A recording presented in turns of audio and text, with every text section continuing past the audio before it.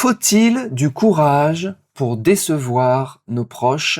Ça va être le sujet du jour, qui fait suite à la question de l'une amie 77 qui me dit « Tu casses le schéma prévu pour nous par la société, il faut du courage pour décevoir nos proches. » Alors, de quels proches tu parles? Probablement des parents, voilà, qui nous ont éduqués d'une certaine manière et qui s'attendent à ce qu'on vive dans la continuité de leur vie et qu'on adhère aux mêmes idées que nos parents. Donc, par exemple, parfois les parents ont l'espoir que leurs enfants se marient et aient eux-mêmes des enfants, et donc ils seraient déçus, par exemple, que par exemple, moi je n'ai pas d'enfants et je suis MGTOW, ils ne m'ont pas éduqué pour être men going their own way, les hommes qui vont leur propre chemin sans couple et sans Micheline. Ils n'avaient pas prévu le coup. Ils m'ont pas éduqué de cette manière. D'ailleurs, parmi mes frères et sœurs, eh bien, aucun n'est comme moi. Et ils sont tous mariés ou divorcés. Et ils vivent en France aussi. Je suis le seul à être parti. Et quand on a des parents patriotes qui aiment la France, ils peuvent être déçus de voir leurs enfants renégats, traîtres à la patrie comme moi, partir de France pour aller vivre ailleurs. Alors mes parents ne sont pas particulièrement patriotes, hein, mais je pense qu'ils font à peu près le même diagnostic que moi sur la France, sauf que eux se plaignent et ils sont restés, moi je suis parti. On peut avoir aussi de la déception des parents qui ont une religion et ils s'attendent à ce que leurs enfants aient la même religion. Et si les enfants ont une religion différente, s'ils se détournent de la foi et s'ils deviennent laïcs, athées par exemple, les parents peuvent être déçus. On voit même des parents qui renient leurs enfants parce que les enfants n'adhèrent pas à la même religion, rejettent la religion de leurs parents, des apostats. Voilà. Alors est-ce qu'il faut du courage pour s'émanciper de nos proches? Alors oui et non. Avec ma façon de penser, pas vraiment. Pourquoi? Parce qu'en fait, ce que pensent nos proches, en fait, j'estime que c'est pas vraiment leur pensée propre. C'est pas eux qui ont créé leur propre pensée. Ils ne sont que des véhicules. Il y a des programmes qui tournent en arrière-plan et qui essayent en fait de se propager de véhicule humain en véhicule humain. Donc ce ne sont que des programmes. Typiquement, en fait, moi je vois les gens en fait un peu comme des robots, un peu comme des logiciels. Quand quelqu'un est patriote, c'est juste qu'il est possédé par le programme patriote. Quand quelqu'un a une religion, c'est juste qu'il est possédé par le programme de cette religion. Il est vampirisé. Mais ce n'est pas sa pensée propre. Donc en fait, en ayant moi ma pensée propre qui se démarque de ce logiciel, en fait je lui dis juste quoi? Je lui dis c'est pas que je suis contre toi ou contre mes proches. C'est que je vais lui dire plutôt tu as un programme buggé en toi et tu peux t'en défaire, tu peux t'en démarquer. En tout cas moi, je ne vais pas accepter ce bug. J'ai un antivirus à programme idéologique fallacieux et cet antivirus, finalement, voilà, il m'émancipe de certaines choses. Donc c'est pas contre toi personnellement, c'est juste contre tes idéologies. Et la meilleure preuve en fait que finalement ils ne sont ni les auteurs de leur propre pensée, enfin de leur pensée, ni même ils les appréhendent. Je pense par exemple aux religions. La plupart des gens qui suivent des religions n'ont jamais lu les textes religieux, ils n'ont jamais compris vraiment ce qu'il y avait à l'intérieur. Et pourtant, ils le propagent bêtement, comme des ânes, des moutons. Ok ? Donc, au final, ils sont endormis. Donc moi, je vais pas, euh, si je déçois quelqu'un en me détournant de cette religion, bah en fait, je déçois surtout le programme qui tournait, qui tourne en arrière-plan dans leur cerveau. C'est tout, mais c'est pas eux-mêmes. D'ailleurs, je pourrais même d'ailleurs les inciter à s'en détourner eux aussi et à s'en émanciper. En fait, ils sont comme, ouais, ils sont possédés.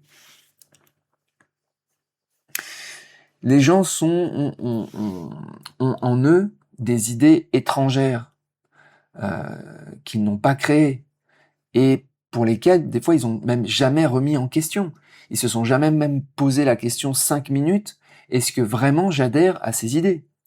La meilleure preuve qu'on est dans un monde, on peut dire presque une matrice ou un asile psychiatrique, c'est que les enfants ont à 95% la même religion que leurs parents.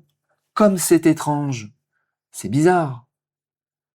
S'il y avait au moins un minimum de remise en question, on n'aurait pas cette corrélation aussi importante.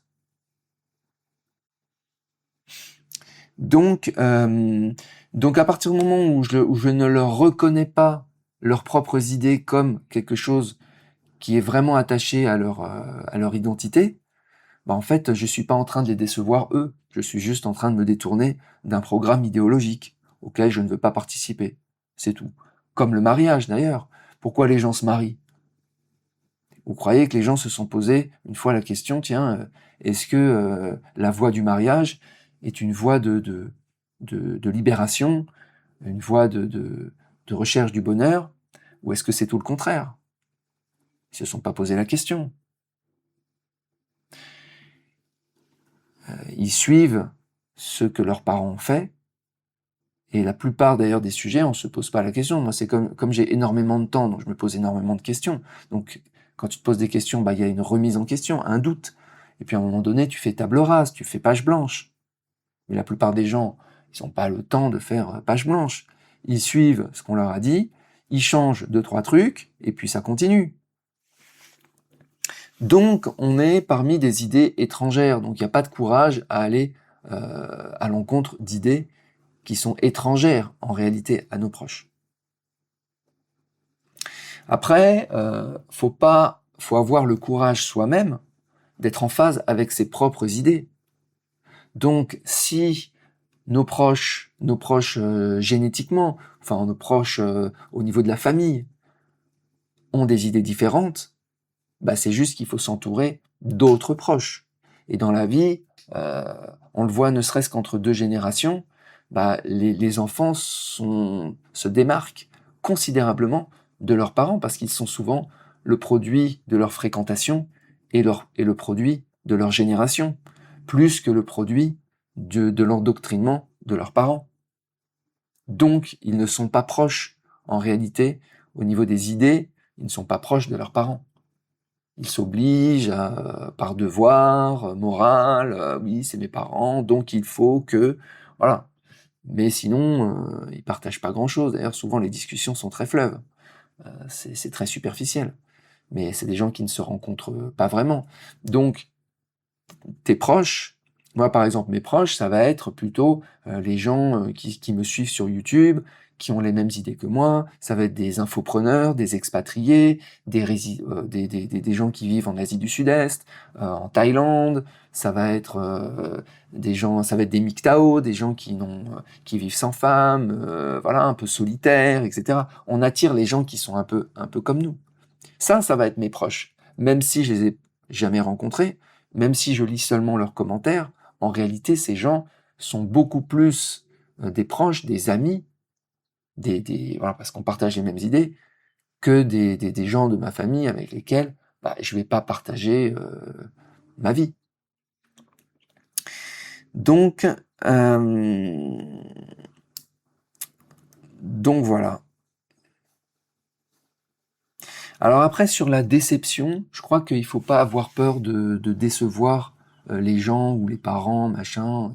Je pense que si les gens nous aiment vraiment, en réalité, ils seront très contents de nous voir émancipés et de nous voir cheminer notre propre voie. Ils se doutent bien, en fait, qu'on ne va pas forcément trouver l'épanouissement en suivant leur vie. D'ailleurs, je pense qu'au fond de chacun d'entre nous, on aspire à sa propre liberté, mais on aspire à la liberté des autres.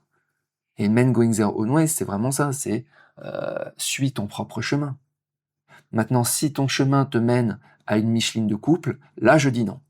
Là je dis c'est trop. mais l'idée, je pense que en plus je vois entre des parents et des enfants, les enfants suivent des chemins radicalement différents, je veux dire. Donc à un moment donné, il faut vouloir leur bien. Et vouloir leur bien, c'est pas être déçu qu'ils ne soient pas des moutons.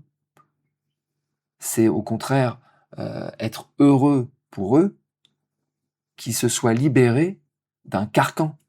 Parce qu'au fond de chacun d'entre nous, on connaît les carcans qu'on a en soi. En général, les fausses croyances, des choses héritées, des choses qui viennent de notre éducation, des choses, on sait que c'est faux, mais on veut pas s'en défaire parce que ce serait une trop grande remise en question de notre vie. Voilà, c'est comme les gens qui ont vécu toute leur vie en pensant qu'il y avait une vie après la mort. Et à un moment donné, ils se disent, mais attends, c'est peut-être pas vrai, peut-être qu'il n'y a rien en fait. Et ils se disent, ah, c'est trop tard pour changer d'avis.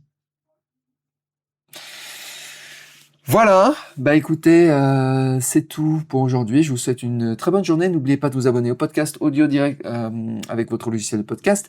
Et pour voir les épisodes en avant-première et aussi les épisodes premium, vous pouvez devenir membre. Vous trouverez tous les liens sur marcbloska.com. Je vous souhaite une très bonne journée et je vous dis à bientôt. Ciao.